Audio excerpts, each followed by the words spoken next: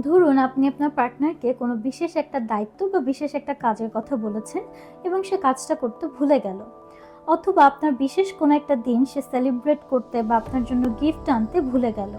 এখন সে বাড়িতে ফেরার পর আপনি তাকে প্রচণ্ড ছোট করে কথা বলা শুরু করলেন যে, "তুমি তো একেবারেই অকর্মণ্য, দায়িত্বজ্ঞানহীন।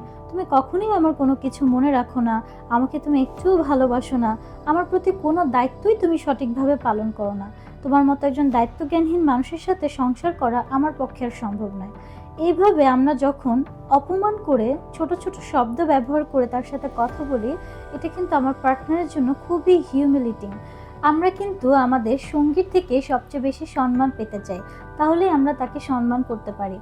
এবং আপনি এটাও খেয়াল রাখবেন যে আপনি এমন একজন মানুষকে ছোট করে কথা বলছেন বা কষ্ট দিচ্ছেন যার সাথে আপনার শত্রুতা নয়, বরং ভালোবাসার সম্পর্ক।